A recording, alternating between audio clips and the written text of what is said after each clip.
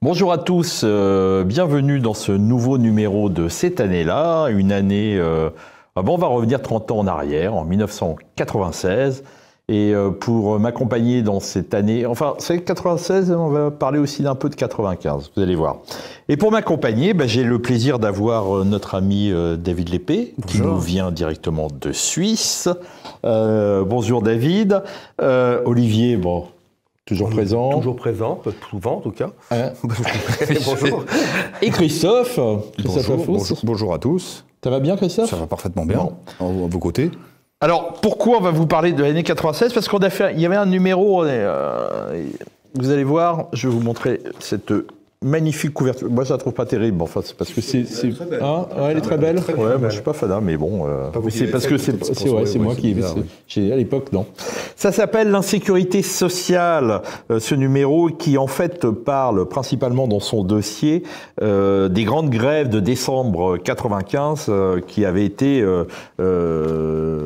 ces grèves étaient arrivées juste après la réforme de la retraite. C'est-à-dire qu'on ne change rien en France. C'était une réforme faite par Alain Juppé et qui a échoué grâce à ces grèves-là. Donc, on arrive en janvier-février 96, mon cher Christophe, et qu'est-ce qui s'est passé en 96? Écoutez, moi je vous fais un petit panorama de la période. Alors, effectivement, le principe de l'émission, c'est extraire un numéro d'éléments. Donc, c'est le numéro 84 du début de l'année 96. D'ailleurs, j'engage tous nos amis auditeurs et lecteurs à se le procurer sur le site en version numérique. Il est super. PDF, ouais. C'est un numéro passionnant. Alors, donc, 1996, qu'est-ce qu'on est? On est en plein Chirac, c'est la deuxième année du mandat Chirac. Qu'est-ce qui se passe? Alors, en France, nous avons Malraux qui rentre au Panthéon. Vous allez voir qu'en fait, les acteurs et le contexte à la fois international et européen sont pratiquement les mêmes qu'à l'heure actuelle. Puisque alors, nous avons nos éternels problèmes avec l'Algérie, c'est le drame des moines trappistes de Tibéride qui sont enlevés et exécutés. Nous avons en Afghanistan les talibans qui arrivent à Kaboul, 96. Les problèmes du Moyen-Orient, on a quasiment les mêmes acteurs, donc Arafat est élu, qui a disparu depuis, bien sûr, est élu président de l'autorité palestinienne. Il y a évidemment les problèmes militaires avec le Hamas, qui est présent. C'est absolument la même chose. Le Premier ministre israélien à l'époque, c'est Shimon Peres, qui bombarde le Liban Sud avec le Hezbollah, les mêmes acteurs. Et il y a des élections qui élisent, et je vous le donne en mille, Netanyahou, dans le courant de l'année. Il y a toujours le problème irakien avec la présence de Saddam Hussein qui disparaîtra plus tard, l'intervention américaine, toujours permanente. Nous avons, je reviendrai sur le contexte russe, alors nous avons on a oublié ça, une fin de guerre civile en Europe, à nos portes, puisqu'il y a, les derniers feux, si je puis dire, de l'IRA, en Ulster, en Irlande du Nord, où il y a des attentats, notamment à Londres. Donc le conflit n'est pas réglé, il sera réglé quelques années plus tard. Donc nous avons cette guerre fratricide épouvantable. Sur le contexte russe, c'est l'élection en fait de Boris Eltsine. Et je crois que d'ailleurs il était en concurrence avec le général Lebed, je crois, à l'époque, qui était un gros militaire, voilà. Oui, c'est vrai, je me souviens des images. Qui est mort, je crois qu'il est mort dans un accident. C'est bien possible. Tiens, c'est curieux. Il y avait déjà, et d'ailleurs il y avait des embrouilles militaires en Ukraine où je crois il y avait un arsenal nucléaire ukrainien qui avait été accordé aux Russes. Bon, c'est toujours la même chose. Je crois que voilà. En France, il y a un contexte d'attentats. Il y a les attentats de Port-Royal. Donc, on a l'impression que les choses n'ont pas si changé que ça. Alors, des choses peut-être un peu plus légères. Non, pas plus légères. J'ai dit effectivement alors, les choses plus légères. Alors, effectivement, c'est la mort de Mitterrand, le disparu. Qui nous quitte, Marguerite Duras nous quitte. Alors chez les gens qu'on aime bien, Mastroianni a disparu en 1996. Et puis notons la mort de Michel Debré, puisque en fait c'est la mort de son fils est mort il y a quelques mois là, 30 ans la famille Debré, l'inénarrable famille Debré. Ouais, tous les 30 ans il y a un Debré qui voilà. Sur les domaines un peu légers, puisque Mitterrand est mort précisément sur l'apparition des livres. Ce n'est pas une très grande année de littérature 96, le prix Goncourt m'échappe, je crois qu'il va 95, mais évidemment puisque Mitterrand est mort. Je trouve que le livre marquant de l'année, c'est L'honneur perdu de François Mitterrand de Jean Edernalier. Voilà, rien de très notable. Qui est sincèrement pas un très bon livre. Qui est un livre que j'étais jeune à l'époque, je crois que c'était aux Belles Lettres ou je ne sais plus qui avait publié ça. C'était assez réjouissant, mais voilà. Et j'avais noté un livre d'un auteur dont on parle, je trouve pas assez, c'est Régis Debray, qui en 96 avait dû avoir un prix. On parle comment? On parle beaucoup de Régis Debray. Je trouve pas tant que ça. Même un peu trop, je trouve. Ah bon, non, mais il avait fait un témoignage intéressant, c'était Loué soit nos seigneurs, où il revient notamment sur son parcours en Amérique du Sud, où effectivement il a été, je sais pas s'il a été si courageux que Jacques Debré, mais il a vraiment participé à la grande histoire, voilà. Alors, revenons un peu dans la fantaisie, sur la musique, bon, c'est la période des boys bands, c'est un petit peu grotesque, mais réjouissant, et puis c'est un peu Mylène Farmer est au sommet, et ensuite on a, je crois que c'est un peu médiocre, Obispo, Zazie, et puis je crois que c'est les dernières flèches de George Michael et Michael Jackson. Voilà. Et puis pour finir, peut-être d'une manière un petit peu plus sérieuse, en cinéma, nous avons quelques films intéressants comme Trainspotting et L'Armée des 12 singes, et même It de Michael Mann, voilà. Lars von Trier, que moi j'aime bien, je crois, et à la Palme d'Or à Cannes. Et sinon, je crois qu'au César, des gens qu'on aime bien, Michel Serrault a eu le César.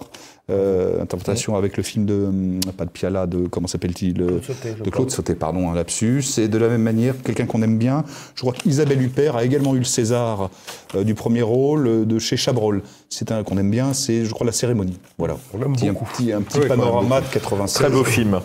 Alors, moi, je vais vous lire le début de l'édito de Alain de Benoît. Vous allez voir que on est en 96 et il parle de cette grève de 95 qui a marqué quand même l'histoire des grèves en France. Et vous allez voir que 30 ans plus tard, on est à peu près dans la même situation.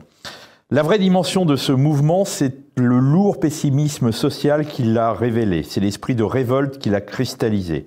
Révolte contre une société où 6 millions de personnes sont aujourd'hui sans emploi, en stage ou en emploi précaire, parce que la politique économique appliquée en France depuis 12 ans obéit au principal libéral selon lequel le social ne doit être qu'un appendice de la finance. D'Alain Madelin, ça. Révolte contre une politique qui préfère réduire les déficits publics que la fracture sociale. Révolte contre une mondialisation de l'économie dont le capital tire prétexte pour s'attaquer un peu partout aux réformes qu'il avait dû concéder depuis un siècle. Révolte contre une Europe qui se bâtit sous la pression des spéculateurs et des marchés, comme une zone de libre-échange dirigée par des bureaucrates sans légitimité démocratique, contre un système financier qui ne fonctionne qu'avec une inflation zéro, qu'en acceptant toujours plus de chômage, contre une politique illisible qui consiste à appuyer sur tous les freins en même temps, tout en justifiant la rigueur par des perspectives de plus en plus nébuleuses, sinon opaques. David, 30 ans plus tard, on peut dire que rien n'a changé. Oh, oui, rien n'a changé, sauf qu'à l'époque, ces mouvements pouvaient rencontrer une résistance de la part du pouvoir, mais pouvaient aussi gagner. Alors qu'aujourd'hui, il y a quand même eu la résistance la mobilisation s'est faite aussi avec des résultats différents. Oui, juste pour dire, c'est que cette grève de 95, le pouvoir a reculé sur cette réforme des retraites. Voilà, d'où la comparaison. Rien n'a changé. Alors le contexte est tout aussi dur, mais le pouvoir fait encore moins de concessions qu'avant. En ce sens-là que ça diffère. Mais peut-être que vous pourriez nous replacer ça dans le contexte du nom de ce dossier. Qu'est-ce que c'est que l'insécurité sociale? Parce que je ne pense pas que ce soit compréhensible pour tout le monde qui n'ayant pas lu le numéro. L'insécurité sociale pour de Benoît, en tout cas moi c'est comme ça que je l'ai compris, c'est que l'État ne joue plus son rôle, ne protège plus, il s'oppose en fait à son peuple. Et il y a une chose, il y a un phénomène qu'il dit et qui est assez intéressant, qui concerne toute l'Europe. Il dit on s'aperçoit par différentes enquêtes au niveau européen d'une augmentation de la tolérance à l'égard de la transgression des règles. Achat d'un objet volé, toucher un pot de vin, percevoir une allocation indue, travailler au noir, et cela surtout chez les jeunes. Le bien commun a déjà disparu. Il le dit en 96, l'État n'est plus là pour sécuriser son peuple. Il y a ça, et puis il y a aussi, et je crois qu'il l'évoque dans son éditorial, le fait qu'il y a plus une disparition aussi d'une conscience commune. On en parlait lors de la dernière émission. Et cette grève de 95, moi j'en ai quelques souvenirs, j'avais 16-17 ans à l'époque. Je me souviens que c'était un moment un peu exaltant d'ailleurs parce que de ce fait, la société s'arrêtait un peu. On s'arrête, dans l'an zéro, là, le film des années 70, on s'arrête et on va réfléchir. Le problème, c'est que qu'est-ce qui a produit 1995 ? Très vite, ce mouvement a été récupéré par les bureaucrates syndicaux. Pierre Bourdieu est venu faire son petit spectacle parfois sympathique, mais enfin au bout du compte assez vain. Et on s'est aperçu que le pouvoir a peut-être reculé, mais il n'en est rien sorti. Il n'en est pas sorti un mouvement, une réflexion sur quelle société on voulait. Et il y a quelque chose d'assez terrible, c'est qu'il y avait une forme de vide. Les gens défendaient, et à juste titre d'ailleurs, un certain nombre de choses qui venaient d'ailleurs des 32 Glorieuses, qui allaient être de plus en plus attaquées. Mais quelle société proposait-il? Et surtout, juste pour remettre dans le contexte, cette fameuse réforme Juppé, qui était la réforme des retraites, avait été approuvée par une partie de la gauche et du Parti socialiste qui trouvait qu'elle a été raisonnable. Et d'ailleurs, c'est très amusant de voir que là, la deuxième gauche a montré son vrai visage antisocial. À l'époque, dans Le Monde, je m'en souviens, il y avait des pétitions de Rosan-Vallon, hélas aussi de Jacques Julliard ou d'autres personnes qui étaient issues de cette gauche, de cette deuxième gauche. L'histoire de la deuxième gauche est compliquée, etc., la CFDT. Et alors là, le social-réformisme a donné toute la mesure de son antisocialisme, en quelque sorte, ou de sa volonté de devenir moderne et d'épouser définitivement et de se résigner définitivement à la mondialisation libérale. Le problème est peut-être encore plus profond que ça anthropologiquement. C'est en tout cas la grille de lecture d'Alain de Benoît dans les quelques textes de ce dossier, qui sont d'ailleurs liés à un colloque, si j'ai bien compris, ça il faut le préciser. C'est-à-dire qu'il y a un vrai problème de déliaison. Il emploie le terme d'insécurité sociale pour dire la forme moderne de l'insécurité sociale s'oppose à la forme ancienne telle que décrite et critiquée par Marx notamment. Cette insécurité sociale première, c'est l'exploitation, l'exploitation de l'homme par l'homme, du salarié par l'employeur. A succédé à ça, avec la fin du plein emploi, une autre insécurité qui est celle de l'exclusion sociale, et notamment l'exclusion du marché du travail, la perte de sens et la perte d'utilité sociale, qui est une forme de déliaison par rapport au commun, qui n'a fait qu'augmenter encore aujourd'hui avec les chiffres du chômage et plus globalement du non-emploi. Et c'est ça qui permet malheureusement de briser les solidarités à la faveur de cette montée de toutes parts d'une forme d'individualisme. Je partagerai pas complètement, disons, la nostalgie d'Alain de Benoît pour les formes antérieures qui sont les formes communautaires, puisqu'il nous explique, je pense que la démonstration est très brillante en disant les libéraux attaquent l'État-providence parce qu'ils sont allergiques aux idées sociales, sans comprendre que c'est eux-mêmes qui ont rendu indispensable l'État-providence parce que la logique libérale a brisé les solidarités communautaires à l'époque desquelles l'État-providence n'était pas nécessaire, puisqu'à la place du filet social, on avait des logiques claniques, solidaires, amicales, etc. etc. Ou des mutuelles ouvrières. Alors, il y a une chose que j'aime parfois rappeler. À l'époque de la sécurité sociale, qu'il faut évidemment défendre aujourd'hui, encore que, il faudrait voir dans quelle mesure, mais à l'époque, un certain nombre de gens qui étaient issus de la tradition socialiste et particulièrement syndicalistes révolutionnaires se méfiaient beaucoup de cette sécurité sociale qui allait, selon eux, détruire les formes de solidarité ouvrière, créées des formes autonomes de solidarité ouvrière. Et c'est pour ça que l'État-providence n'est pas sans ambiguïté, justement.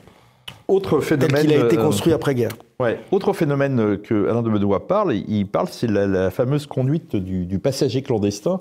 Et là, on en arrive à l'individualisme régnant, qui dit « Cela consiste à attendre tout d'une action collective à laquelle on s'abstient soi-même de participer ». Cette grève de 95, elle a été un peu ça, c'est-à-dire que les gens se sont retrouvés à être solidaires. Moi aussi, je me souviens, j'allais au travail à pied, on était solidaires de cette grève, de ces gens qui faisaient grève, mais nous-mêmes, on continuait à travailler. Alors moi, j'étais au lycée, mais c'est vrai que... voilà, je continuais à travailler, j'étais au lycée.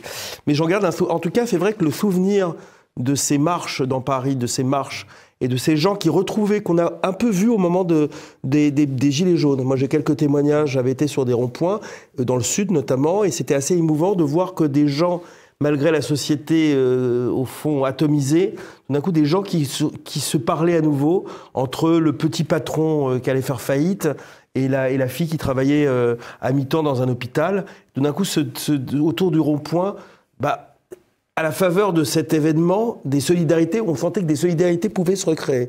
Malheureusement, ces événements sont souvent fugaces et sont cassés. En 95, je crois, je n'ai pas le souvenir que la répression du mouvement avait été aussi forte que les... Non, parce que déjà, premièrement, on avait affaire à une grève qui avait été suivie. Vue de Suisse, David, je ne sais pas si vous vous souveniez de cet événement en 95.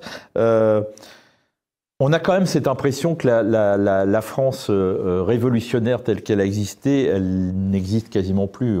On parlait des Gilets jaunes, on parle des révoltes qu'il y a eu. L'État ne faiblit plus devant le peuple en révolte. Vous savez, à l'époque de la Révolution, il n'a pas faibli si facilement non plus. Il a fallu insister. Non. Et je pense que cet esprit, il est toujours là. Moi, ce qui m'inquiéterait un peu, c'est chez les Français une certaine confusion qu'ils entretiennent eux-mêmes entre ce qu'ils pensent et espèrent être un esprit révolutionnaire qui soit à l'honneur de leur histoire et de leur avenir, et un esprit qui, en fait, serait davantage un esprit de râlerie, de pessimisme et de déclinisme, parce que quand on leur fait remarquer, vu de Suisse par exemple, ou d'ailleurs, qui râlent beaucoup, ils vont nous dire oui, mais c'est parce que nous avons ce tempérament qu'on a fait 1789, 1848, 1871, etc. Non, les révolutions n'ont pas été faites par des gens qui râlent et qui disent tout est foutu. Les révolutions ont été faites par des insurgés. Et c'est toujours présent, je le pense. L'exemple des Gilets jaunes, pour parler de quelque chose qu'on a tous pu vivre à l'échelle de notre génération, parce que c'était il y a quelques années, il y a malgré tout, malgré l'échec du mouvement pour plein de raisons, juste avant le Covid, ça a aidé à mater la rébellion, mais il y aura eu un avant et un après. Il n'est pas impossible que d'ici quelques années, on puisse parler de la séquence Gilets jaunes comme les Russes ont pu parler de 1905. Maintenant, on sait que 1905 n'était pas un rendez-vous manqué, mais juste une étape. Déjà, et on en parlait tout à l'heure, en 95, la gauche n'est plus là. Hein. Elle est aux abonnés absents.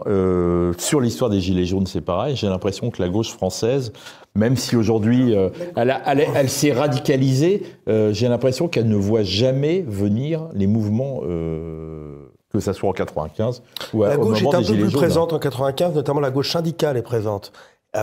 J'aime bien le terme ambiguïté, mais la gauche syndicale en 95 aussi fait échouer le mouvement d'une certaine manière, ou l'encadre tellement qu'elle le détourne vers des revendications au fond assez mesurées. Que la gauche politique à l'époque, c'est le Parti socialiste. Et c'est le Parti socialiste communiste oui, le Parti communiste est en train déjà de disparaître. Hein, et la gauche PS a déjà rallié depuis longtemps, et toute une partie de la gauche PS d'ailleurs soutient le plan Juppé. Alain de Benoît dit exactement, la gauche n'accepte toujours pas d'admettre la responsabilité de la philosophie des Lumières et de l'idéologie de la modernité au même titre que le libéralisme. À l'époque, le mot d'ordre de la gauche, c'est une sorte de nouvelle charité et des slogans humanitaires. On se rend plus compte de ce que ça a été cette gauche-là. Oui, c'est la gauche qui a juste après Mitterrand. Donc, oui, c'est la gauche Kouchner. C'est la gauche Kouchner, c'est la gauche SOS Racisme, Restaurant du Cœur, etc. Ce qui est amusant en 1995, c'est de montrer que c'est Chirac qui est au pouvoir à l'époque. Il a nommé Alain Juppé. Alors même que quelques mois avant, il avait fait toute une campagne sur la fracture sociale, en partie d'ailleurs conseillé en sous-main ou indirectement par Emmanuel Todd. C'est quand même terrifiant, c'est-à-dire qu'on a quelqu'un qui a fait une campagne un peu gaulliste sociale et qui, quelques mois après son arrivée au pouvoir, nomme Alain Juppé tout de suite, mais quelques mois après son arrivée au pouvoir, essaye de faire passer cette réforme de la retraite, et soutenue par tout le banc et l'arrière-ban du libéralisme et du social-libéralisme. Et surtout que Juppé va être remplacé par Lionel Jospin et les socialistes de l'époque. Quelques années après, oui. Par rapport à la période de maintenant, qu'est-ce qui a changé? Est-ce qu'aujourd'hui, quand le peuple se révolte, il en attend encore plus de l'État qu'à l'époque? J'ai l'impression que les gens n'ont plus d'illusions sur l'État lui-même. Il y a 30 ans, ils demandaient la fin de mais ils attendaient la fin enfin, par la grève, la fin de la réforme. Aujourd'hui, c'est la même chose, mais en fait, il n'y a plus d'idéal. Ils n'ont plus aucune confiance en l'État. Non, ils aimeraient des garanties minimales. Je pense que les gens aimeraient aussi. Et en même temps, ils demandent que l'État leur. Il y a ce côté. Ça, c'est le paradoxe français, justement. Ouais. D'être complètement lucide, voire désabusé sur l'État, et de ne pas concevoir. Je dis pas de vivre sans lui, parce que c'est pas forcément le but que nous nous fixons, mais d'attendre de lui qui nous laisse toute latitude quand même pour mener notre vie sans être entravé, fliqué ou surveillé, comme c'est de plus en plus le cas actuellement, parce que contrairement à ce qu'on pense souvent, ce ne sont pas les États les plus forts qui ont forcément les pentes les plus totalitaires, c'est les États aux abois qui, tels les animaux blessés, peuvent mordre fort. Et je pense que malgré ces rodomontades et ces tendances totalitaires, ces tendances autoritaires, pardon, l'État français n'est pas un mastodonte très fort. C'est une structure faible, c'est une structure en train de péricliter. Mais c'est pour cette raison-là, et ça s'associe très bien avec un certain libéralisme économique, on a tort souvent d'opposer les deux, c'est pour cette raison-là que l'État est dangereux et que toute d'ailleurs la dialectique de notre critique, c'est peut-être ça qui a changé un petit peu, encore que non, puisqu'on voit que ce dossier est très actuel, c'est que la critique du marché, du libéralisme mondialisé et du capitalisme, on la porte dans l'ADN d'Éléments depuis le début, mais on a vu aussi quelles étaient les orientations, les évolutions de l'État, et on ne tombe pas dans les bras de la force publique par antagonisme. L'histoire est dialectique, et je pense que la critique de l'État, on la portait déjà, et on a peut-être tendance à la porter de plus en plus, parce qu'on n'est pas dupe de ce qu'il faut attendre du politique. C'est très juste, et d'autant, je suis tout à fait d'accord avec ce que dit David Lépée, d'autant qu'en 95, la gauche mouvementiste, ou la gauche qui était impliquée dans ces grèves, n'avait comme alternative qu'une nostalgie pour l'État-providence, ou pour le Conseil national de la résistance, qui a beaucoup de qualités, mais on ne reviendra pas à cela. Et en plus de ça, l'État tel qu'il s'est développé après 45 a été aussi un facteur, non pas d'intégration sociale, non pas de maintien justement de communautés organiques, mais de destruction. On a remplacé ces communautés par des citoyens et des atomes comme ça, qui devaient tout à un État-providence. 2 ans après, si je me souviens bien, 97, Chirac est encore au pouvoir, c'est lui qui suspend le service militaire obligatoire, qui auparavant ressemblait un petit peu au modèle suisse, et là on a un bel exemple de ce que vous appeliez la logique du passager clandestin, où on espère être protégé, mais sans s'impliquer soi-même, ce qui était déjà ce que critiquait Rousseau dans le contrat social d'ailleurs. Il y a un impensé quand même dans ce dossier, c'est qu'il n'y a pas un mot, il n'y a pas un mot sur l'immigration, qui déjà en 96 est présente. Alors elle n'est pas, dans le mouvement social elle ne l'est pas, mais elle est déjà présente dans la société. Quoi qu'en 1996, je me souviens qu'on parlait déjà, je crois qu'il y avait un politologue, commence à émerger l'idée, à la faveur des élections présidentielles de 95, d'un gaucho-lepénisme. On commence à étudier le fait qu'un certain nombre d'anciens électeurs du Parti communiste se mettent à voter pour Jean-Marie Le Pen à l'époque, à la fois pour des questions d'insécurité culturelle, je crois qu'on n'employait pas encore le terme, et aussi pour des questions sociales, puisque Le Pen, qui était le Reagan français dans les années 80, il faut se souvenir de sa campagne de 95, alors c'est évidemment un discours, davantage peut-être qu'un programme, mais avait déjà des actions sociales et antimondialistes qu'il n'avait pas avant. Et c'est vrai que c'est étonnant que dans ce numéro d'Éléments, mais je pense que les années 90, c'est une période de la revue où peut-être qu'on parlait un peu moins d'immigration. Peut-être pour se différencier aussi du Front National. Je ne sais pas quelle est votre théorie, cher Patrick. Je n'ai aucune théorie sur le sujet. David, là-dessus, c'est vrai que Alain de Benoît n'en parle pas. Ce qui est marquant quand même à cette époque-ci, c'est que les syndicats vont faire céder le gouvernement. Il y a encore une puissance du monde du travail par rapport à aujourd'hui, quoi. Oui, déjà le taux d'adhésion syndicale est plus élevé. J'ai pas les chiffres en tête, mais même sur ces quelques décennies, il y a eu quand même une évolution de ce côté-là. Et cet individualisme dénoncé par le dossier était peut-être malgré tout moins fort qu'aujourd'hui. Donc aujourd'hui, on voit bien que les grands mouvements sociaux sont aussi des mouvements très désorganisés. C'est une désorganisation que parfois on a tendance à trouver sympathique parce qu'on se méfie des récupérations politiques, à raison. Mais l'autre travers, c'est une forme de dilettantisme qui pour l'État est facile à démobiliser. C'est-à-dire que dans le mouvement des Gilets jaunes, c'est le manque de politique qui a fait échouer la chose. Même si, d'une certaine manière, ça a pu être aussi son atout. Pour maintenir son innocence et éviter assez longtemps quand même qu'il se dévoie dans des manœuvres politiciennes. C'est aussi dans ce dossier que... alors, tout le monde n'est pas d'accord là-dessus, mais Alain de Benoît explique qu'on est déjà dans le début d'un communautarisme qui est en train de se mettre en place. Il reprend les fameuses thèses à l'époque de Michel Maffesoli. À l'époque et aujourd'hui, il n'en a pas changé vraiment. Alors, Michel Maffesoli n'a pas changé sur le sujet. Moi, je trouve que s'il avait peut-être raison sur ce fameux communautarisme, par contre, ça n'a pas pris la forme presque identitaire qu'on pouvait le penser. Malheureusement, c'est un communautarisme d'individus qui se créent des communautés souvent superficielles ou mutantes. LGBT++. On a l'impression que ça fait une communauté. Ça, c'est quelque chose qui a beaucoup changé. On a l'impression qu'on a affaire à des communautés qui, aujourd'hui, c'est par rapport au sexe, presque à la couleur des cheveux. On est en plein délire. Ouais, c'est l'identitarisme du pauvre un peu, quoi. Mais c'est ce que les États-Unis appellent les identity politics, c'est qu'ils ont théorisé avant que ça vienne chez nous. Ça, c'est une forme d'américanisation des mœurs, ça c'est classique. Bon ben voilà, je crois qu'on a fait un peu le tour dans ce dossier. Donc je vous rappelle, alors bien sûr, en kiosque, vous pouvez toujours trouver, qui est depuis un petit moment, le coup d'état des juges, comment la loi est devenue une arme contre le peuple. Et vous allez voir, je vais faire un truc génial, je vais vous faire une pub pour Karl Marx, parce que c'est le numéro de Nouvelle École que vous pouvez commander sur notre site. Il n'est pas, alors là, vous ne le trouvez pas en librairie, qui est un magnifique et qui rejoint un peu notre dossier d'aujourd'hui, l'insécurité sociale, que vous pouvez trouver en PDF. Je vous le montre, il paraît que c'est une de très belle couverture, d'après Olivier et Christophe. Je la trouve très belle. Voilà. Moi, je la trouve pas belle. Voilà, chacun ses goûts. Voilà, on se retrouve le mois prochain, mon cher Le mois prochain, Olivier. en effet, pour la sortie du prochain numéro d'Éléments. Voilà. Bonjour chez vous.